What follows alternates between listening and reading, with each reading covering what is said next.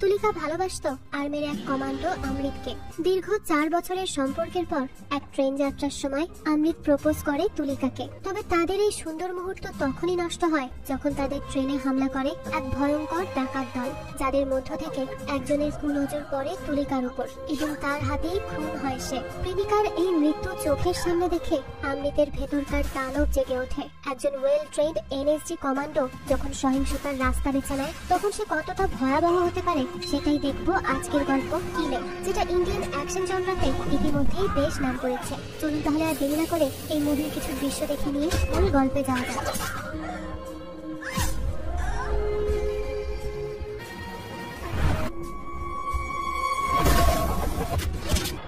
कौन मारता है बे? हम 4 को मारे थे, तुम्हारे तो 40 को मार दिया हमारे खानदान के।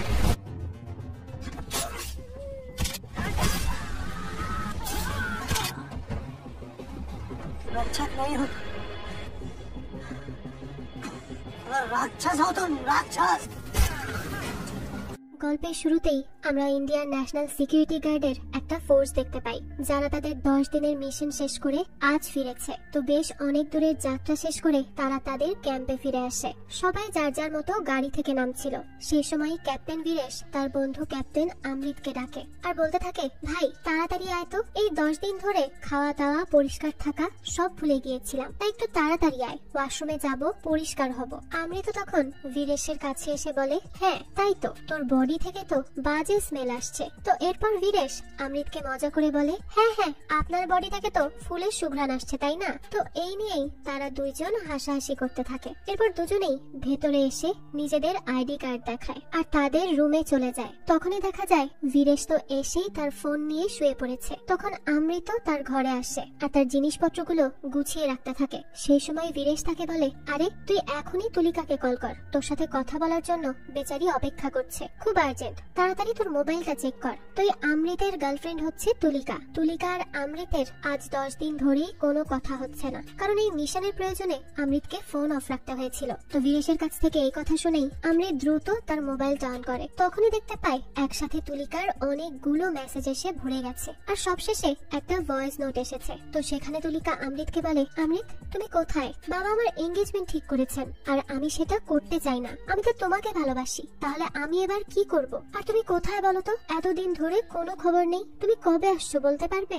আমার হাতে কিন্তু বেশি সময় নেই, আগামী কালই আমার এঙ্গেজমেন্ট, তুমি প্লিজ আমার মেসেজ দেখা মাত্রই কল করে কিছু জানাও। তো এরপরে অমৃত অস্থির হয়ে তুলিকাকে কল করে আর বলে যে সে খুব দ্রুতই তার কাছে আসছে। তুলিকারা থাকতো রাঞ্চিতে, তাই সে এবার তার বন্ধুকে নিয়ে রাঞ্চির উদ্দেশ্যেই রওনা দেয়। এদিকে দেখা যায় অনেক গাড়ি বহর নিয়ে তুলিকাদের পুরো ফ্যামিলি একটা বিশাল হোটেলের সামনে এসে থামে। দেখা যায় তুলিকা লাল জোড়া পরে অনেক সুন্দর করে সেজে আছে, কিন্তু তার মনটা খারাপ। আর সেখানে আমরা তার ছোট বোন অহনাকেও দেখি, যেখানে অহনা তুলিকাকে বলে, দিদি তুমি কেন এই এঙ্গেজমেন্টটা করতে চাইছো? আমি জানি এতে তোমার মন থেকে সম্মতি নেই, তাহলে এটা করার কি কারণ? তো অহনা জানতো যে তুলিকার সম্পর্ক আছে অমৃতের সাথে, এজন্যই সে তার বোনকে এইসব কথা জিজ্ঞেস করতে থাকে। তুলিকা তখন বলে, আমাকে যার সাথে খুশি তার সাথেই এরা এঙ্গেজমেন্ট করাক, কিন্তু বিয়ে তো আমি অমৃতকেই করব, তাই এত চিন্তা করিস না। তো সেই সময় তুলিকার মা এসে তাকে গাড়ি থেকে নামায় আর সবাই মিলে ওই হোটেলের ভেতর প্রবেশ করে। এখানেই আজ তার এঙ্গেজমেন্টের আয়োজন হয়েছে। তো দেখা যায়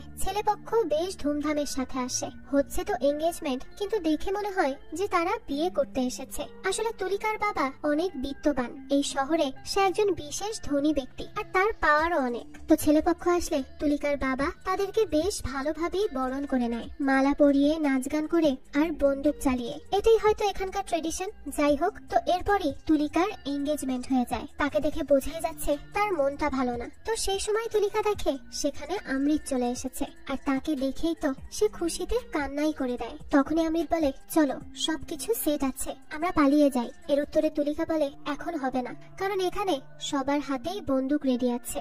এতক্ষণ ধরে শব্দ শুনছিলে না? মনে হচ্ছিল আতশবাজি ফুটছে, আসলে সেগুলো কিন্তু আতশবাজি ছিল না, সত্যিকারের বন্দুকই চলছিল। তাই আমরা এইভাবে পালাতে পারবো না, আমার বাবা জানতে পারলে আমাদেরকে এখানেই শেষ করে দিবে, তার অনেক বেশি পাওয়ার। তখন অমৃত বলে, তুমি কি আমার সাথে মরতে চাও না? এই কথা শুনে তুলিকা তাকে উত্তর দেয়, কেন? তোমার সাথে বাঁচার জন্য মরাটা কি খুব জরুরি? আমি তো তোমার জীবনের সবটা সময় তোমার সাথেই বাঁচতে চাই, ক্যাপ্টেন অমৃত। তো এরপরই অমৃত হাসে আর সেখান থেকে চলে আসে। আর বাইরে এসেই সে বীরেশকে কল করে আর জানায় মিশন ক্যান্সেল, আমাদেরকে এখনই এখান থেকে যেতে হবে।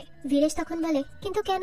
আমি তো আমার পজিশনে রেডি আছি, তোমরা দ্রুত চলে আসলেই তো হয়। তখন অমৃত বলে সে মানা করেছে, এখন নাকি গেলে অনেক বেশি রিস্ক নেওয়া হয়ে যাবে, তাই চলো ফিরে যাই। তো তারা তাদের রুমে আসার পর বীরেশ অমৃতকে বলতে থাকে, ভাই, যে মেয়ে তার বাবাকে ভয় পেয়ে তোর সাথে পালাতে রাজি হলো না, সে যে কাল তার বাবার ভয়ে বিয়ে করতে রাজি হবে না, তার কি গ্যারান্টি এই মেয়ে তোর সাথে থাকবে না দেখিস? আর এই মেয়ের বাবা তো অনেক বেশি পাওয়ারফুল। এটা শুনে অমৃত বলে, ভাই, আমার আর তুলিকার ভালোবাসা তার বাবার পাওয়ারের থেকেও বেশি পাওয়ারফুল, তাই তার ভালোবাসা নিয়ে কোনো সন্দেহ করিস না, সে ঠিকই আমার কাছে আসবে। তো তখনই দেখা যায় তুলিকা অমৃতকে মেসেজ করে আর তাকে জানিয়ে দেয় যে তারা আগামীকাল দিল্লি যাচ্ছে, সবাই মিলে ট্রেনে করে যাবে, তাই তার সাথে দিল্লিতে গিয়েই দেখা হবে। তো তখন অমৃত এই মেসেজটা বীরেশকে দেখায়, এইটা বোঝানোর জন্য যে তুলিকা তাকে ছেড়ে দেয়নি। তো এরপরই আমরা সেই ট্রেনটা দেখতে পাই যেটা ছেড়ে যাবে দিল্লির জন্য। তো দেখা যায় তুলিকার পুরো পরিবার সবাই ট্রেনে উঠে যায় এখানকার সবার থেকে বিদায় নিয়ে। এরপরে ট্রেন চলতে শুরু করে। তো কিছুক্ষণ পর আমরা দেখি এর মধ্যে রাত হয়ে যায়। তখনই একটা ছেলেকে দেখানো হয় যে পেট্রোল পাম্পেই কাজ করে। তার কাছে বারবার কল আসছিল, কিন্তু সে সেই কল রিসিভই করে না, কারণ সেই কলটা করছিল তার বাবা। তো এখানকার দায়িত্ব কোনো মতে বুঝিয়ে দিয়ে সে অন্য আরেকজনের বাইকে করে ট্রেনের উদ্দেশ্যে রওনা দেয়। আর রাস্তায় যেতে যেতেই সে তার ড্রেসও চেঞ্জ করে ফেলে আর উঠে পড়ে তুলিকাদের সেই ট্রেনে। আর এই ছেলের নাম হচ্ছে ফানি। তো সেই সময় আমরা দেখতে পাই ফানি সহ আরো কিছু ছেলে পেলে এই ট্রেনের বিভিন্ন বগিতে উঠতে থাকে। এরা আসলে একটা গ্যাং, আর এই গ্যাং এর প্রধান হচ্ছে ফানির বাবা বেনি। তো সেই মূলত ফানি সহ আরো কিছু গ্যাং এর ছেলে পেলেদের এক এক বগিতে ভাগ হয়ে উঠতে বলে। আর তাদের কাজই হলো মানুষের জিনিসপত্র লুটপাট করা, অর্থাৎ ডাকাতি করা। আর এই কাজ তারা অনেক বছর ধরেই করে আসছে। তো দেখা যায় বেনি ফানিকে কল করে, আর এবার ফানি তার বাবার কল রিসিভও করে। তখন তার বাবা বলে, ফোন ব্যবহার করতে না জানলে ফোন রাখো কেন নিজের কাছে? সে ফোন রিসিভ করছিল না দেখে তার বাবা রেগে যায়। তখন ফানি বলে, ফোন তো আছে ইউটিউবের ভিডিও দেখার জন্য। আসলে এই ফানি একটু অন্য টাইপের, আর তার এই সাদা সিধা চেহারার পিছনে লুকিয়ে আছে একটা সাইকোপ্যাথ, যে চরিত্রটা আমরা আরো কিছুক্ষণ পরেই দেখতে পাবো। যাই হোক, তো তার বাবা বলে, দেখো তোমার কাছে কিন্তু 30 মিনিট আছে, তাই এসব ফালতু কথা না বলে নিজের কাজ করো, আর 30 মিনিটের মধ্যেই কাজ শেষ করে চলে আসবে। আমরা রেল ক্রসিং এ অপেক্ষা করছি। আর তোমার বগির নাম্বার কত? তো তখনই ফানি সেখানে তুলিকাকে দেখে। তুলিকা মুখে একটু পানি দিয়ে নিচ্ছিল।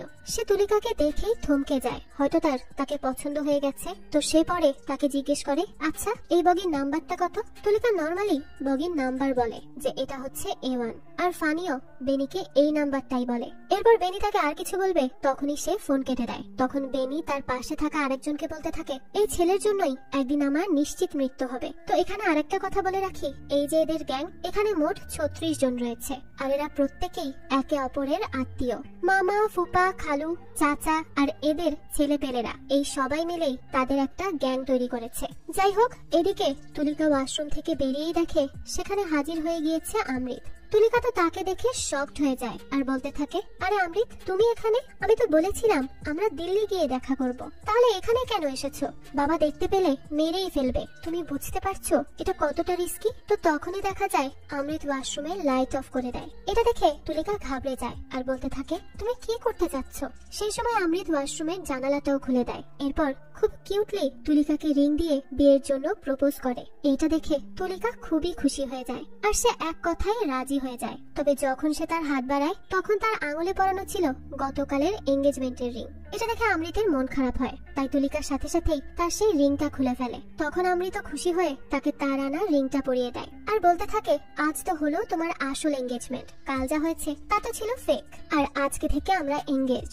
তুলিকাও এসব শুনে খুবই খুশি হয়ে যায়, আর এখানে তাদের মধ্যে খুব সুন্দর একটা মোমেন্ট ক্রিয়েট হয়। তো যাই হোক, কিছুক্ষণ পরই দেখা যায় অমৃত সেখান থেকে তার বগিতে চলে আসে আর বীরেশের পাশে বসে। সে খুব খুশি হয়ে মেসেজে কথা বলতে থাকে তুলিকার সাথে। তো বীরেশ তাকে বলে, কি ব্যাপার, এত গ্লো করছিস যে, কি মেখে আসলি? এটা শুনে অমৃত হাসতে থাকে আর বীরেশও বুঝতে পারে যে তুলিকার সাথে দেখা হওয়ার কারণেই সে এত বেশি খুশি। তো তারা তাদের সিট ঠিক করে নিচ্ছিল, তখনই সেখানে আরিফ নামের একটা ছেলের সাথে কথা হয় তাদের। সে জিজ্ঞেস করে, আপনারা কি আর্মির লোকজন? বীরেশ বলে, হ্যাঁ আমরা দুজনই। তো এখানে তারা কিছুক্ষণ গল্প করে ছেলেটার সাথে। ছেলেটা জানায়, আমারও আর্মিতে জয়েন করার খুব ইচ্ছা। বীরেশ বলে, অবশ্যই করবে, আমাদের দেশের জন্য তো তোমাদের মতো ছেলেদেরই দরকার। তখন ওই ছেলেটা বলতে থাকে, কি করব বলুন, মা তো কথাই শুনতে চায় না। তখনই ছেলেটার মা তাকে উল্টো ধমক লাগায়। যাই হোক, তো কিছুক্ষণ পরে দেখা যায় অহনা ওয়াশরুমে যাওয়ার জন্য উঠে আসে, কিন্তু সেখানে তখনই লেগে যায় মারামারি আর লুটপাট। প্রত্যেকটি বগিতে বেনির গ্যাং লুটপাট করা শুরু করে দেয় এবং একই সাথে মানুষকেও মারপিট করতে থাকে। আর সেখানে একটা ছেলে একটা নেটওয়ার্ক জ্যামারও নিয়ে এসেছিল, তার মাধ্যমে তারাই ট্রেনের প্রত্যেকটা প্যাসেঞ্জারের নেটওয়ার্ক জ্যাম করে দেয়, যাতে করে তারা বাইরে বা পুলিশকে ইনফর্ম করতে না পারে। এর মধ্যে দেখা যায় ফানি এক পুলিশ অফিসারকেও মেরে ফেলে। এরপর লুটপাট করতে করতেই তার আবারও তুলিকার সাথে দেখা হয়, আর সে তাকে দেখেই বলতে থাকে, আরে ম্যাডাম, আপনার সাথে তো আমার একটু আগেই দেখা হলো, তাই না? তুলিকা তখন ভয়ে তার বাবার পেছনে গিয়ে লুকায়, আর তার বাবা ফানিকে ধমক দিয়ে বলে, এই তুই জানিস না আমি কে? আমি হচ্ছি বলদেব সিং ঠাকুর। পুরো ঝাড়খণ্ডের পুলিশ কিন্তু তোর খবর করে ছাড়বে। তো এটা শুনে ফানি বলে, ও তাই নাকি? এই বলেই সে তাকে মারতে যাবে, তখনই তাকে তার চাচা আটকায় আর বলে, উনি বলদেব সিং ঠাকুর, বুঝতে পারছিস না? শান্তি ট্রান্সপোর্টের মালিক, সে অনেক বেশি পাওয়ারফুল। ফানি এটা জানার পর বলে, আচ্ছা তাই নাকি? তাহলে তো আমরা খুব বড় একটা পার্টিকে পেয়ে গিয়েছি, আমাদের তো জ্যাকপট লেগে গেল। চলো তাহলে এদেরকেই কিডন্যাপ করে নেই, আর এখানেই তাহলে আমাদের লুটপাট সমাপ্ত করি। সেই সময় দেখা যায় তুলিকাদের বডিগার্ড সেখানে চলে আসে আর ফানিদের উপর আক্রমণ করতে যাবে, তার আগেই ফানি তাকে ছুরি দিয়ে আঘাত করে সেখানেই মেরে ফেলে। আর তখন ফানির সাথে বলদেবেরও হাতাহাতি হয়, তাই সে তাকেও আঘাত করে ফেলে দেয়। এটা দেখে তো তুলিকারা বেশ ভয় পেয়ে যায় আর কান্না করতে শুরু করে দেয়। অন্যদিকে ডাকাত দলের লোকেরা অমৃত আর বীরেশের কাছেও আসে, তাদের কাছ থেকে তাদের ফোন নিয়ে নেয়। আর এটা দেখেই তারা বুঝে যায় যে ট্রেনে ভেজাল লেগে গিয়েছে, আর তারা তো চিন্তা করতে থাকে তুলিকাদের নিয়ে, না জানি তারা এখন কি অবস্থায় আছে। তাই তারা দুজনেই সেখানে চলে আসে আর এসে দেখে ফানি তুলিকার বগিতে, আর তুলিকার সাথে সে খুব বাজে আচরণ করছে। তাই এখানে তারা ফানি এবং তার লোকেদের সাথে ফাইট করতে থাকে। এখানে বেশ কিছুক্ষণ মারামারি হয়, আর ফাইট করার এক পর্যায়ে বীরেশ তুলিকার মাকে বাঁচাতে গিয়ে ফানির চাচা অর্থাৎ যে রবির বাবা তাকে চাকু ঢুকিয়ে দেয়। ফলস্বরূপ রবির বাবা সেখানেই মারা যায়। এটা দেখেই তো রবি অনেক বেশি রেগে যায় যে তার বাবাকে মেরে দিল, অথচ তারা যে মানুষকে মারছে, খুন করে ফেলছে, তাতে কিছুই যায় আসে না। নিজের বাবাকে যখন মেরে ফেললো তখনই তাদের খারাপ লাগতে শুরু করলো। যাই হোক, তো এরপরই দেখা যায় ফানিরা এখান থেকে বেশ কিছুক্ষণ মার খেয়ে চলে যায় কিছু সময়ের জন্য। এর মধ্যেই অমৃত তার পিঠে চাকুর আঘাত পেয়েছে, তাই তুলিকা তাকে জিজ্ঞেস করে, তুমি ঠিক আছো তো? অমৃত জানায়, আমি ঠিক আছি, কোনো সমস্যা নেই, তুমি তোমার বাবাকে সামলাও। তো সেই সময়ই তুলিকার বাবার হুঁশ ফিরে আসে। তখনই বীরেশ যায় ট্রেনের চেন টেনে ট্রেনটাকে থামাতে, কিন্তু তখনই সে জানতে পারে যে ডাকাতের দল ট্রেনের চেনও কেটে দিয়েছে, তাই এখন চাইলেও ট্রেন থামানো যাবে না। তো এটা সে যখন অমৃতকে এসে বলতে থাকে, তখনই তুলিকার তার মা বলে, অহনা তো ওয়াশরুমে গিয়েছিল, তার কি অবস্থা? অমৃত তখন তাদের আশ্বস্ত করে যে আমরা তাকে খুঁজে আনবো, আপনারা চিন্তা করবেন না, তবে এখন এখান থেকে সরে পড়তে হবে, অন্য বগিতে যেতে হবে। তাই অমৃত তুলিকা আর তার পুরো পরিবারকে আলাদা আরেকটা বগিতে পাঠিয়ে দেয়। কিন্তু তুলিকা সেখান থেকে যেতে চাইছিল না, সে অমৃতকেও তার সাথে যেতে বলে, কিন্তু অমৃত তাকে বলে, তুমি একদম চিন্তা করো না, আমি তোমার কাছে ঠিকই ফিরে আসবো, এখন আপাতত তোমার পরিবারের সাথে থাকো আর তাদের দিকে খেয়াল রাখো, এই বলে তাকে পাঠিয়ে দেয়। এরপর তারা চলে আসে অহনাকে খুঁজতে, কারণ অহনাকে কোথাও খুঁজে পাওয়া যাচ্ছিল না। সেই সময় অমৃত বীরেশকে বলে, তোর উচিত হয়নি রবির বাবাকে প্রাণে মেরে ফেলা, কারণ এখন বিষয়টা সম্পূর্ণ এলোমেলো হয়ে গিয়েছে। বীরেশ তখন বলে, আমি যদি ওই ক্রিমিনালকে না মারতাম তাহলে তুলিকার নির্দোষ মা মারা যেত, তাই আমার কাছে আর কোনো সেকেন্ড অপশন ছিল না। তো তারপর অমৃত বলে, ঠিক আছে, এবার তাহলে আমাদেরকে একসাথে লড়তে হবে এদের সাথে। অন্যদিকে আমরা রবিকে দেখি, সে তার বাবার লাশকে ধরে খুব কান্নাকাটি করছিল, আর ফানিও তার লোকদেরকে বলতে থাকে যে যে তার চাচার এই অবস্থা করেছে তাকে তো শুধু রবিই মারবে। সে আরো বলে, বাবাকে এখন এই বিষয়ে জানাতে হবে না, আরো একটু পর তোমরা জানাবে। কিন্তু রবি তো আর তার রাগ কন্ট্রোলই করতে পারছিল না, তাই সে চলে যায় অমৃত আর বীরেশকে খুন করতে। তো তারপর আবার এখানে অমৃত আর বীরেশ একসাথে মিলে রবিদের সাথে ফাইট করতে থাকে। তারা দুজন মিলেই এতগুলো লোকের জন্য ভয়ঙ্কর হয়ে ওঠে। তবে ফানি যখন দেখতে পায় যে গায়ের জোরে তাদেরকে হারাতে পারছে না, তখনই সে একটা বাচ্চার গলায় চাকু ধরে আর অমৃত এবং বীরেশকে ব্ল্যাকমেইল করতে থাকে যে অমৃতরা যদি তাদের আর কোনো লোককে মারে তাহলে সেই বাচ্চাটাকেই মেরে ফেলবে। তো অমৃতরা তাদের মারামারি রেখে ফানিকে বলে যে সে যেন এই বাচ্চাটাকে কিচ্ছু না করে। তখন এই সুযোগেই ফানি গুলি করে দেয় বীরেশকে। আর পরে অমৃত যখন বীরেশকে নিয়ে যাচ্ছিল বাঁচিয়ে, তখনই রাভি আসে আর আবারও মারামারি করতে শুরু করে। আর এরই মধ্যে বীরেশকে নিয়ে চলে যায় ফানি। অমৃত অনেক চেষ্টা করে ফানিকে আটকানোর, কিন্তু ততক্ষণে সে চলে গিয়েছে অন্য বগিতে। এরপর রাভিকে ধরে এনে বেঁধে ফেলে অমৃত। সেই সময় তুলিকা তার বগি থেকে বেরিয়ে আসে আর অমৃতকে জিজ্ঞেস করতে থাকে, কি হয়েছে অমৃত? সেই সবকিছু দেখে আতঙ্কিত হয়েছিল। তখনই অমৃত বলে তারা বীরেশকে তুলে নিয়ে গিয়েছে। তো তখনই তুলিকা অহনার কথা জিজ্ঞেস করতে যায়, কিন্তু অমৃত তাকে থামিয়ে দেয় আর ইশারা করে রবিকে দেখায় সে এমনটা করেছিল এ কারণেই, কারণ এই ডাকাত দল তুলিকাদের ফ্যামিলির পিছনেই পড়েছিল। তবে তারা জানতো না যে অহনা তাদের পরিবারেরই, তাই অহনা যেখানেই থাকুক না কেন এই ডাকাত দল তাকে কিছু করবে না। যাই হোক, এরপরই তুলিকা, বলদেব আর অমৃত মিলে রবিকে বেঁধে ট্রেনের বাইরে তার মুখ ঝুলিয়ে রেখে দেয় আর তাকে জিজ্ঞেস করতে থাকে, বল তোর সাথে আর কতজন আছে আর তারা কোন কোন বগিতে আছে? কিন্তু রবি তো কিছুই বলতে চায় না। তাই অমৃত বলে, তুই এখনো বেঁচে আছিস কারণ আমরা ট্রেনে আছি। যদি তুই বর্ডারে থাকতি তাহলে এতক্ষণে তোকে জীবিত মাটির নিচে পুঁতে দিতাম। তো তারপর এখানে ভয়ের চোটে কিছু ইনফরমেশন দিয়ে দেয় রবি, আর সেগুলোর মাধ্যমেই অমৃত একটা হিসেব করে যে কোন কোন বগি ব্লক করে আছে এই গ্যাংরা। তো এবার অমৃতের কাজ হচ্ছে অহনাকে খুঁজে বের করে আনা আর সেই সাথে বীরেশকেও ছাড়ানো। এদিকে আমরা অহনাকে দেখি, সে প্রায় বীরেশের কাছাকাছি একটা সিটে বসে আছে, কারণ ফানি বীরেশকে এই বগিতেই এনে রাখে। আর সেই সময় দেখা যায় ওই নেটওয়ার্ক জ্যামারটা অফ করে দেয় তারা, আর বেনিকেও এখানকার সব খবর জানায়। আর দেখা যায় রেল ক্রসিং এর কাছে ট্রেন স্লো করলে বেনিরাও সেই ট্রেনে উঠে পড়ে। আর এখানে এসেই সে তার ভাই বাব্বানের মৃত্যুর শোকে পাগল প্রায় হয়ে যায় আর বীরেশকে অনেক মারধর করতে থাকে। তাকে সে প্রাণেই মেরে ফেলতে চায়, কিন্তু ফানি তাকে আটকায় আর বলে, একে মারলে তো আমরা রবিকে পাবো না, কারণ তার পার্টনার রবিকে তুলে নিয়ে গিয়েছে, সেজন্য আমি একে এনেছি। বেনি তখন বলে, আমি যে করেই হোক রবিকে ফিরে চাই, সেই সাথে তাকেও চাই যে বাব্বানের এই অবস্থা করেছে। ফানি তখন বলে, চাচার এই অবস্থার জন্য দায়ী বলদেব সিং ঠাকুর। এই কথা শুনে বেনি বলে, মিথ্যা বলছো। ফানি বলে, না, আপনার ভাই আমারও চাচা হয়, তাই মিথ্যা বলছি না। মিথ্যা কেন বলতে যাব? বলদেব সিং ঠাকুরই চাচার মৃত্যুর কারণ। আপনি রবি আসলে তাকেও জিজ্ঞেস করতে পারবেন। আর এই যে যাকে আমি ধরে এনেছি তার সাথে পার্টনার যেভাবে ফাইট করে দেখেই বোঝা যায় এরা আর্মিতে আছে, তাই তাকে ধরতে হলে আমাদেরকেও সেই রকম স্মার্ট থাকতে হবে। তারপরে দেখা যায় ফানি একটা রশি নিয়ে ট্রেনের ছাদে উঠে পড়ে রবির কাছে যাওয়ার জন্য। এদিকে অমৃত রবিকে ট্রেনের বাইরে মুখ বের করে বেঁধে রেখে দেয়, সাথে সে তুলিকাকে একটা চাকু দিয়ে দেয় সেফটির জন্য, যদি কোনো সময় লেগে বসে। তখন তুলিকা বলে, আমাকে নিয়ে এত চিন্তা করতে হবে না, শুধু এটা চিন্তা করো আগামীকাল থেকে আমি তোমার ওয়াইফ হয়ে যাব, আর আমি কিন্তু বলে দিচ্ছি আমি অনেক ডিমান্ডিং। এই বলেই সে মুচকি হাসে। তখন অমৃত তার কাছে আসতে যায়, সেই সময় তুলিকার বাবা চলে আসায় সে দূরে সরে যায়। আর তুলিকাও এই ব্যাপারটা বুঝতে পেরে তার বাবার কাছে যেতে থাকে। তবে যাওয়ার আগে সে তাকে বলে যায় অমৃত যেন অবশ্যই তার বোনকে খুঁজে নিয়ে আসে, কারণ তার ছোট বোন তার জান। অমৃত বলে, অবশ্যই আনবো, তুমি কোনো চিন্তা করো না। এরপরই সে তাদেরকে বিদায় দিয়ে সেখান থেকে চলে যায়। তো এরপর অমৃত চলে আসে আবারও সেই গ্যাংদের বগিতে অহনার বীরেশকে উদ্ধার করতে। তো সেখানে আসতেই শুরু হয় প্রচন্ড মারামারি, আর অমৃত একাই সবাইকে মেরে অবস্থা খারাপ করে দিতে থাকে। কিন্তু এক পর্যায়ে দেখা যায় এই গ্যাংয়েরই একজন আসে সেখানে, যার নাম সিদ্ধি, আর সে এসেই অমৃতকে ঘায়েল করে দেয়। পরে তাকে টানতে টানতে নিয়ে আসে বেনির সামনে। অন্যদিকে তুলিকাকে তার বাবা জিজ্ঞেস করে সে কি আর্মিতে আছে। তুলিকা জানায় হ্যাঁ, এনএসজিতে আছে, কমান্ডো সে।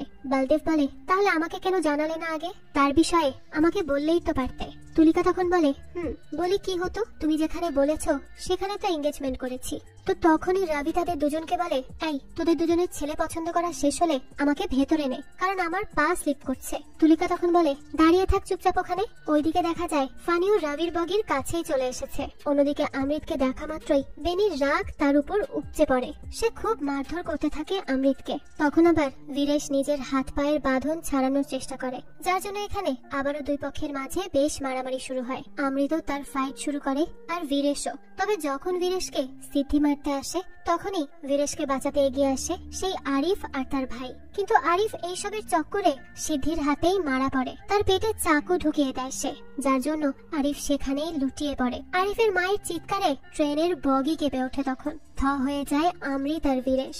তখন আবারও অমৃতকে মেরে বেহুশ করে দেয় সিদ্ধি।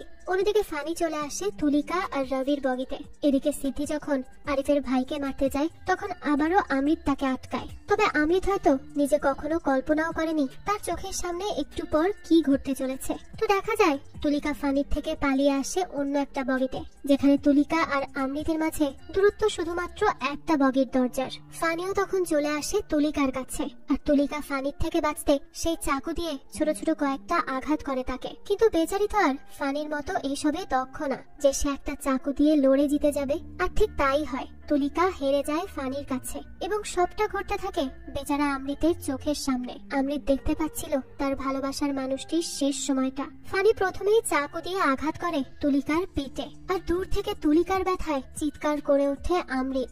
বগির দরজায় রক্তে মাখামাখি হয় তুলিকার হাতের মাধ্যমে, কিন্তু এই দরজা লক থাকায় সে কোনোভাবে খুলতেও পারেনি। অমৃত তার জীবনের সমস্ত শক্তি লাগিয়ে দেয় তুলিকার কাছে আসতে, তাকে বাঁচানোর একটা চেষ্টা করতে, কিন্তু সে কোনোভাবেই আসতে পারছিল না। আর এরপরই দেখা যায় ফানি আঘাত করে তুলিকার পেছনে, আর রক্তমাখা হাত দিয়ে তুলিকা শুধু ইশারা করে অমৃতকে। হয়তোবা সে শেষবারের মতো অমৃতকে বলতে চাইছিল সে সত্যি মরতে চায় না, তার সাথে বাকি জীবনটা কাটাতে চায়, তাকে যেন অমৃত বাঁচায়। এরপরই ফানি শেষ আঘাতটা করে তুলিকার গলায়, আর যেখানে তুলিকা তার বাঁচার শেষ আশাটাও ছেড়ে দেয়। দুইজন ভালোবাসার মানুষের এখানেই ইতি হয়ে যায়। এই দৃশ্যটা ছিল খুবই কষ্টের। আসলে এমন দৃশ্য চোখে দেখা যায় না। তো ফানি অমৃতের জন্য তুলিকার বডিটা পর্যন্ত অবশিষ্ট রাখেনি। তুলিকাকে সে এক ধাক্কায় ট্রেনের বাইরে ফেলে দেয়। সেই সময় অপোজিট থেকে আরেকটা ট্রেন আসছিল, সেটাই তুলিকার বডিকে একদম নিঃশেষ করে দেয়। তুলিকা তার জীবনের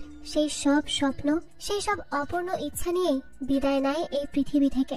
একই সাথে এত এত মার খেয়ে বেহুশ হয়ে যায় অমৃত। এরপরই দেখা যায় অমৃতকে টানতে টানতে নিয়ে আসা হয় ওই বগির দরজার সামনে, আর সেখানেই সে তুলিকার হাতের রক্তের ছাপ দেখতে পায়। সেই সময় সে ফ্ল্যাশব্যাকে তাদের অতীতের কথা মনে করতে থাকে, যেখানে দেখা যায় অমৃত আর তুলিকার 4th অ্যানিভার্সারি ছিল। তাদের ভালোবাসার 4টা বছর পূর্ণ হয়েছে, তাই অমৃত তাকে 4 টুকরো কেক এনে দেয়। তুলিকা তখন বলে, আচ্ছা তুমি কি করে এইসব সব সময় মনে রাখো? অমৃত বলে, কারণ আমি তোমাকে সবচেয়ে বেশি ভালোবাসি। তুলিকা এরপর অমৃতের হাত দেখে বলে, তোমার হাতের রেখাই বলছে যে আমি তোমাকে বেশি ভালোবাসি। আর এরপর তুলিকা অমৃতের হাতের সাথে হাত মিলিয়ে বলে, এখন থেকে আমাদের দুজনেরই একটা জীবন, ঠিক আছে? তো এই সব কথা ভাবতে ভাবতেই অমৃত এখন খুব বেশি ইমোশনাল হয়ে যাচ্ছিল, আর তার সাথে সাথে তার ভেতরকার দানবও জেগে ওঠে। পরে সে তার সামনে যাকেই পাচ্ছিল তাকেই নৃশংসভাবে হত্যা করতে থাকে। তার চোখ মুখে শুধু বদলার আগুন, সেই ডাকাত দলকে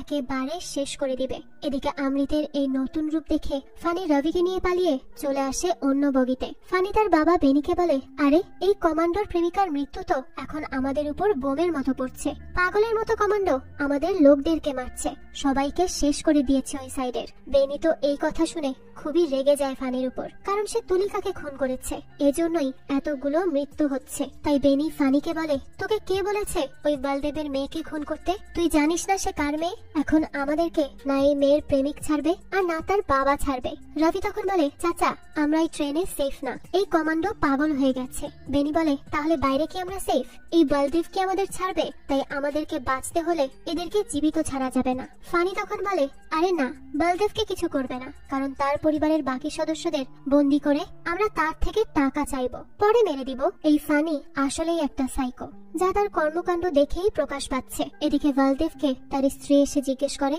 আমাদের মেয়েরা কোথায়? বলদেব তো তখন কিছুই বলতে পারছিল না, শুধু কান্না করে যাচ্ছিল। তুলিকার মা পরে বলে, আরে কিছু তো বলবে, অহনা কোথায়? আর তুলিকা তো তোমার সাথেই ছিল, তো এখন সে কোথায় গেল? বলদেব তখন বলে, তারা তুলিকাকে মেরে ফেলেছে। এই কথা শুনেই তুলিকার মা বলে, কি বলছো? মেরে দিয়েছে মানে কি? বলদেব বলে, হ্যাঁ, আমার চোখের সামনে আমার মেয়েকে তারা চাকু দিয়ে মেরে ট্রেনের বাইরে ফেলে দিয়েছে। আর জানো তার গায়ে যে জামাটা সেটা লাল রক্তে ভিজে গিয়েছিল, আমি সব দেখেছি, কিন্তু কিচ্ছু করতে পারিনি। তো এই সব কথা বলে এখানে তুলিকার মা বাবা খুব কান্নাকাটি করছিল, আর তাদেরকে এইভাবে কাঁদতে দেখে একেবারেই সহ্য করতে পারছিল না অমৃত। তাই সে সেখান থেকে বাইরে চলে আসে। আর তখনই তার মনে পড়ে তুলিকাকে দেওয়া ওয়াদার কথা। সে তুলিকাকে কথা দিয়েছিল অহনাকে ফিরিয়ে আনবেই। তাই সে এবার তুলিকার শেষ ইচ্ছাটা পূরণ করার সিদ্ধান্ত নেয়। তখন সে দেখে ফানি যেই রশি দিয়েই বগিতে আসে, সেই রশিটা এখনো এখানেই ঝুলে আছে। তো যাওয়ার আগে বীরেশও আসে তার সাথে যাওয়ার জন্য, কিন্তু অমৃত বলে, বীরেশ তুই এখানেই থাক, তোর শরীরের অবস্থা ভালো না, ফাইট করার জন্য তুই একেবারেই রেডি না। আর আমি তুলিকাকে তো হারিয়েই ফেলেছি, নতুন করে আবার তোকে হারাতে পারবো না। আমার কাছে আর শোক পালন করার মতো শক্তিটা নেই রে। এটা শুনে বীরেশ বলে, তুই কেন তাহলে আবারও যাচ্ছিস সেখানে? ওই ডাকাতরা তো সামনের স্টেশনে এমনিতেই নেমে যাবে। অমৃত তখন বলে, না, আমি তুলিকাকে কথা দিয়েছিলাম অহনাকে ফিরিয়ে আনবো, আর তারা অবশ্যই সামনের স্টেশনে নামবে, কিন্তু নিজের পায়ে নয়, বরং লাশ হয়ে ফিরবে। এরপর আবারও ফানির লোকদের সাথে ফাইট হয় অমৃতের। আর পরে অমৃত তাদের মধ্যে রঞ্জন নামের একটা ডাকাতকে মারতে থাকে আর বলে, যা তোর বাপকে বল আমি আসছি তার জন্য। তো রঞ্জনের এতই খারাপ অবস্থা ছিল যে তার প্রায় মরে যাওয়ার অবস্থা। তো তার আগেই সে ফানিদের জানায় যে ওই কমান্ডো আসছে তাদেরকে মারার জন্য। এরপরে রঞ্জন মারা যায়। আর এই সব দেখার পর ডাকাত দলের সবাই এবার খুব ভয় পেয়ে যায় মৃত্যুর জন্য। আর সবাই মিলে দোষারোপ করতে থাকে ফানিকে, কারণ সেই তুলিকাকে মেরে এই বিষয়টাকে এত খারাপ দিকে নিয়েছে। তো সবাই এবার ট্রেন থেকে নামার জন্য নিজেদের মাঝেই ঝগড়া শুরু করে দেয়। তখন বেনি এসে বলে, কি করতে চাও তোমরা? নেমে যাবে? তাহলে নেমে যাও। আর নেমে গিয়ে কি করবে? বাঁচতে পারবে ভাবছো? এই ট্রেনে যে বলদেব সিং ঠাকুর আছে, তিনি হচ্ছেন একজন সাধারণ অসহায় নিরীহ মানুষ, কিন্তু যদি সে একবার ট্রেন থেকে নামতে পারে তাহলে আমাদের সবাইকে খুঁজে খুঁজে প্রাণে শেষ করবে। তাই এই কথাটা মাথায় রেখেই এবার তোমাদের যা করার করতে হবে। এদিকে অমৃত তার বডির ক্ষতস্থান একটু কাপড় দিয়ে বেঁধে নিয়ে তৈরি হয়ে যায় লড়ার জন্য। আর পরে ফানির মতোই ট্রেনের ছাদে উঠে পড়ে ফানিদের কাছে আসার জন্য। অন্যদিকে ফানি আর বেনি সহ তাদের গ্যাং যখন আসে একটা বগিতে, তখন দেখে সেখানে তাদের গ্যাংয়ের অনেককে মেরে ঝুলিয়ে রেখে গিয়েছে অমৃত। এইসব দেখে তো ফানি আর তার গ্যাংয়ের সবাই কান্নাকাটি শুরু করে দেয়। সেখানে সিদ্ধির বাবাকেও অমৃত মেরে ঝুলিয়ে রেখেছিল, যা দেখা মাত্রই সিদ্ধির মাথায় খুন চেপে যায়। অন্যদিকে অমৃত অনেক কষ্ট আর ঝুঁকি নিয়ে ফানিদের বগিতে পৌঁছে যায়। আর এখানে এসেই সে আগে দুইজনকে খুব বাজে ভাবে মেরে ফেলে। ওইদিকে সিদ্ধিকে আটকে রাখে বেনি। সিদ্ধি বলে, চাচা আমাকে তুমি ছেড়ে দাও, আমি ওই কমান্ডোকে টুকরো টুকরো করে মেরে ফেলবো। কিন্তু এরপরও বেনি তাকে ছাড়ে না, বারবারই আটকানোর চেষ্টা করে। এরপর বেনি ফানিকে বলে, আর এই যে তুই কোনো সিদ্ধান্ত নিবি না আর কোনো কাজই করবি না, তোর জন্যই এতগুলো মানুষ মারা গেল। তুই আমার সব আদর্শ সব নীতিকে আজ ধ্বংস করে দিলি। এত বছরেও এমন কোনো রেকর্ড হয়নি আমার। ফানি তখন বলে, কিসের নীতি আদর্শ? তুমি কি ভুলে গিয়েছো যে আমরা ডাকাত, আমরা চুরি করি, আমরা ছিনতাই করি? তাই এসব আদর্শ আর নীতিমালার ভাষণ অন্য কোথাও গিয়ে দাও, আমাকে না। এদিকে অমৃত অহনাকে খুঁজতে শুরু করে, কিন্তু অহনা তো বর্তমানে আছে ফানিদের কাছেই। যদিও ফানি বা তার গ্যাং জানেই না অহনা আসলে কে। তো এখানে আরিফের মা আর তার পরিবারের সবাইও যেতে চায় অমৃতকে হেল্প করতে। অমৃত বলে, কিন্তু আপনাদের জন্য রিস্ক হয়ে যাবে তো। তখন তাদের সাথে আরো একজন যেতে রাজি হয়, বরং তাকে ধরে নিয়ে আসে সেই বগিতে, যে ছিল ওই ডাকাত দলেরই একজন। সেও এবার তাদের সাথে যোগদান করে তাদেরকে হেল্প করার জন্য।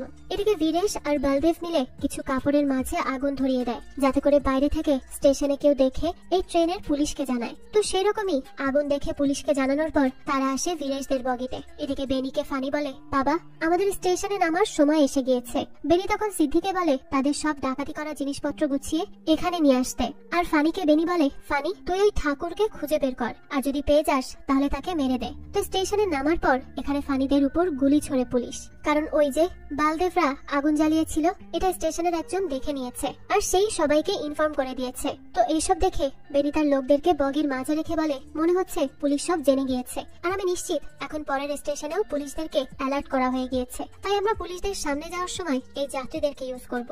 অন্যদিকে অমৃত ছিনতাইকারীদেরকে মারার কাজ চালিয়ে যাচ্ছে।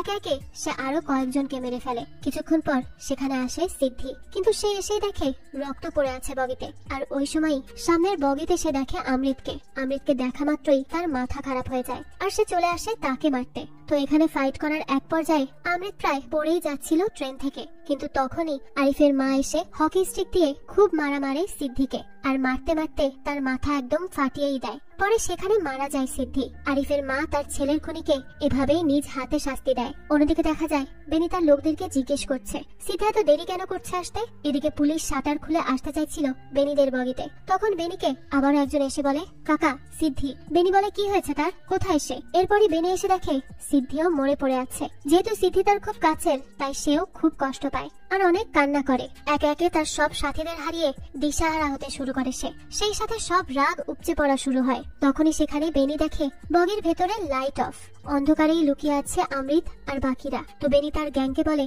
সব যাত্রীকে নিয়ে যেতে। তখনই তাকে তার গ্যাংয়ের লোকজন বলে আমাদের ভুল হয়েছে, আমাদের উচিত ছিল ফানি ভাইয়ের সাথেই নেমে যাওয়া। তো এর মাধ্যমে বোঝা যায় যে ফানি এর মধ্যেই নেমে গেছে। যাই হোক, তো তারা বেনিকে বলতে থাকে চাচা চলেন না, আমরা এখানেই নেমে যাই। আর কত মরবে বলুন, আমাদের কত লোকের জান চলে গিয়েছে, এখানে আমরা যত থাকবো ততই প্রাণের ঝুঁকি বাড়বে। কিন্তু বেনি এবার প্রতিশোধ না নিয়ে ট্রেন থেকে নামতে রাজি নয়। তাই সে যাত্রীদের নিয়ে বগির ভেতরে আসে আর সবাইকে বলে বেরিয়ে আসতে। যদি তারা বেরিয়ে না আসে তাহলে এই যাত্রীদের প্রাণ যাবে। অন্যদিকে বাকি যাত্রীদেরকে নিয়ে বেনির গ্যাং যখন আসে তখন তাদেরকে পুলিশ মেরে উদ্ধার করে ফেলে যাত্রীদের। সেই সাথে অহনাও তার বাবা মায়ের কাছে ফিরে আসে। তো বলদেব সিং ঠাকুর বীরেশকে তখন রেস্ট নিতে বলে, কারণ তার ইতিমধ্যেই অনেকটা রক্তক্ষরণ হয়েছে। তো একটু পরেই সেখানে আবারও ফানি চলে আসে। সে পুলিশের গুলি খাওয়ার পর পালিয়ে না গিয়ে বরং আবারও ট্রেনে উঠে আসে প্রতিশোধ নিতে। সবাই তো ভেবেছিল সে নেমে গিয়েছে, আসলে সে যায়নি। তো এখানে এসেই সে পুলিশদেরকে আগে মেরে ফেলে। পরে ফানি দেখে অহনাকে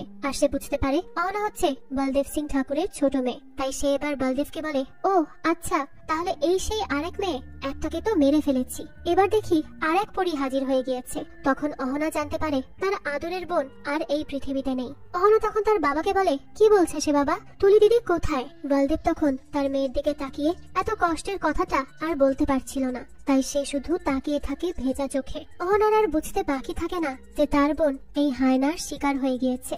বেচারি তো খুব কান্না করতে থাকে, সে কোনোভাবেই মানতে পারছিল না এই ব্যাপারটা। এদিকে দেখা যায় বেনিরা অন্ধকারে খুঁজতে থাকে অমৃতদেরকে। তখনই অমৃত সুযোগ বুঝে রবিকে মেরে ফেলে। বেনি তখন আরো একটা ধাক্কা খায়, তবে সে অমৃতকে এখনই মারে না, বরং তাকে তার গ্যাংয়ের সাথে ধরে নিয়ে আসে সেই বগিতে যেখানে ফানি আর অহনারা আছে। তো এরা আসার আগেই ফানি করে ফেলে আরো একটা নৃশংস হত্যা, আর সেটাও ছিল বেচারা অমৃতের খুব কাছের একজনের, অর্থাৎ বীরেশের। ফানি এবার বীরেশকে শুধু আহত করেই ছাড়ে না, বরং তার পেটে চাকু বসিয়ে রাখে ঠিক ততক্ষণ পর্যন্ত যতক্ষণ পর্যন্ত না সে তার শেষ নিঃশ্বাস ত্যাগ করছে। তো বীরেশকে খুন করে ওঠার পরই সেখানে বেনি নিয়ে আসে অমৃতকে। ফানি তখন অন্যান্যদের বলে এই কমান্ডোকে টাইট করে ধরে রাখ, কারণ খুব শয়তান এটা, একবার হাতের বাইরে গেলেই খবর আছে।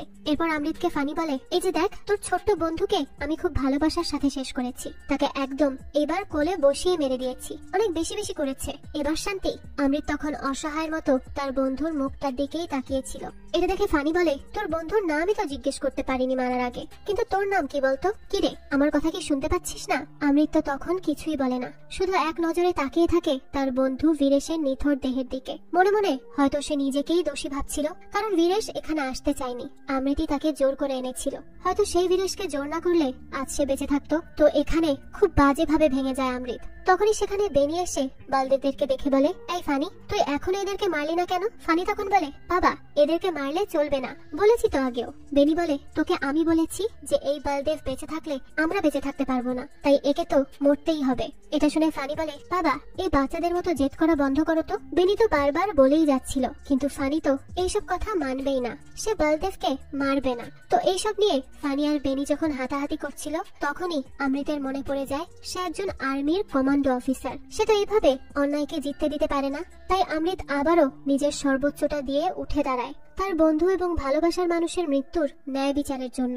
অমৃত উঠেই একজনকে মেরে দেয় আর তাকে আবারও ফাইট করতে দেখে এগিয়ে আসে বেনি। কিন্তু এবার অমৃত বেনির এমন হাল করে যা দেখে আরো 10 জন মানুষের আত্মা কেঁপে উঠবে। অমৃত বেনিকে চাকু দিয়ে ঘায়েল করে পরে বেনির মুখের মধ্যেই আগুন জ্বালিয়ে দেয়, আর এই আগুনের জন্য তো বেনি পাগলের মতো এদিক ওদিক ছোটাছুটি করতে থাকে। ফানিও এইরকম দৃশ্য দেখে পুরাই শকড হয়ে যায়। তখন সে আর তার গ্যাং পুরো চেষ্টা করে বেনিকে বাঁচানোর, কিন্তু সেটা আর সম্ভব হয় না। এরপর অমৃত একে একে সেখানে উপস্থিত সবাইকে মেরে দেয়, শুধুমাত্র এবার বাকি থাকে ফানি। ফানি তো এক জায়গায় দাঁড়িয়ে শুধু অবাক হয়ে দেখছিল অমৃতের বাঘের মতো থাবাগুলোকে। তারপর সবাইকে মারা শেষ করে অমৃত এবার তার ঘায়েল শরীর নিয়ে এক পা করে এগিয়ে আসতে থাকে ফানির দিকে। ফানি অমৃতের এই রূপ দেখে বলে আরে, এভাবে কে মারে মানুষকে ভাই? আমরা তো তোদের মধ্যে মাত্র 4 জনকে মেরেছিলাম, কিন্তু তুই তো একাই আমাদের 40 জনকে মেরে ফেলেছিস।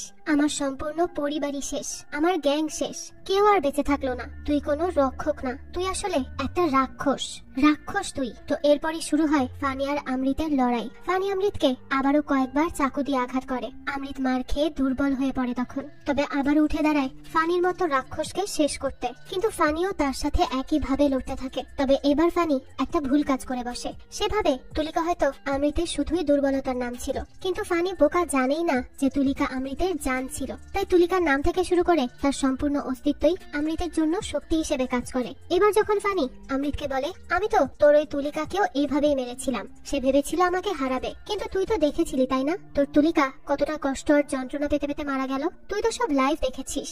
খুব বেশি ফটর ফটর করছিল ওই মেয়েটা, আর এবার তোকে আমি ঠিক সেভাবেই মারবো। তো তুলিকার কষ্ট যন্ত্রণার বিবরণটা অমৃতের কাছে এবার এনার্জি ডোজ হয়ে আসে। অথচ ফানি ভেবেছিল এইসব জানার পর অমৃত ভেঙে পড়বে, কিন্তু সে তো ঘুরে দাঁড়ায় আর জীবনের সবটা দিয়ে এবার ফানিকে মারার পেছনে লাগিয়ে দেয়। সে প্রথমেই চাকু দিয়ে মেরে তাকে নিচে ফেলে দেয়, এরপর একের পর এক আঘাত করে মারধর করতে থাকে। ফানি বাজার থেকে বেশি এবার এই যন্ত্রণা থেকে মুক্তি চাইছিল, কিন্তু অমৃত তাকে এত সহজ মৃত্যু দিতে চায় না। তাই সে ফানিকে ধরে ধরে কষ্ট আর যন্ত্রণা দেয়। অমৃত একের পর এক ঘুষি মারে ফানির মুখে। সে যখন ফানিকে মারছিল সেটা দ্বিগুণ শক্তিতে পড়ছিল ফানির মুখে, তার কারণ অমৃতের চোখের সামনে ভাসছিল তুলিকার মুখটা। তুলিকার সাথে কাটানো সেই সমস্ত স্মৃতি, সেই সমস্ত অপূর্ণ স্বপ্ন, অপূর্ণ ইচ্ছা আর অপূর্ণ ভালোবাসার দৃশ্য, এই সবই তার চোখে বারবার আসতে থাকে। তো এইভাবে এক পর্যায়ে ফানিকে অমৃত মেরেই ফেলে। দূর থেকে অহনা আর অহনার বাবা এই সবকিছু দেখছিল আর অনেক শান্তি পাচ্ছিল তুলিকার খুনির শাস্তি হতে দেখে। এদিকে আর্মি ফোর্স আসে সবকিছু উদ্ধার করতে। তো ওই বগি থেকে বেরিয়ে আসতেই অহনা কান্না করতে থাকে। অমৃতকে জড়িয়ে সে অনেক কাঁদতে থাকে। অমৃত তখন তুলিকার ভূমিকাটা পালন করার চেষ্টা করে, অহনাকে নিজের বোন হিসেবে টেনে নেয়। সবশেষে অমৃত বেরিয়ে আসে এক জিতে গিয়েও হেরে যাওয়া যুদ্ধ থেকে। জিতে গিয়েও হেরে যাওয়া বলছি এই কারণে যে এই ট্রেনে তার খুব ভালোবাসার কাছের দুইজন মানুষকে সে হারিয়েছে, যারা ছিল সম্পূর্ণ নির্দোষ নিরপরাধ। আর যাদেরকে একবার হারিয়ে ফেলা হয় তাদেরকে তো আর কখনোই ফেরানো সম্ভব হয় না। অমৃতের ক্ষেত্রেও আজ তাই হয়েছে। অমৃত তার ঘায়েল শরীর আর ক্লান্ত মন নিয়ে বসে পড়ে স্টেশনের একটা বেঞ্চে। তখনই আমরা দেখতে পাই অমৃতের পাশে এসে বসে তুলিকা। অমৃতের মন হয়তো তাকে এখানে দেখতে চেয়েছিল, তাই তুলিকার ছায়া তার কাছে এসে পড়ে। অমৃতের এই ঘায়েল চেহারা আর বুক ভরা আর্তনাদকে কমানোর জন্য তুলিকা তাকে বলে, তোমার সাথে থাকার জন্য কি আমার মৃত্যুটা জরুরি? আমি তো তোমার সাথে থেকেই বাঁচতে চাই ক্যাপ্টেন অমৃত। তো এই কথাটা তুলিকা অমৃতকে সেই রাতেও বলেছিল, যেই রাতে তার ফেক এঙ্গেজমেন্ট হয়। তো এই কথাটা দিয়ে তুলিকা অমৃতকে সবসময় এটাই বুঝাতে চায় যে যদি কখনো তুলিকা নাও থাকে তার পাশে, তবুও যেন অমৃত হার না মানে নিজের সাথে। কারণ তুলিকা তার সাথে থাকতে চায় বাঁচার জন্য, সে তার সাথে মরতে চায় না। যদি অমৃত বেঁচে থাকে তাহলে তুলিকাও তার মাঝে সব সময় বেঁচে থাকতে পারবে। তো এইসব ভেবেই অমৃত একটা স্মাইল করে, আর এভাবেই হয়তো তুলিকার স্মৃতি নিয়ে সে আজীবন বেঁচে থাকবে। তো এর মাধ্যমেই গল্পটাও এখানেই শেষ হয়।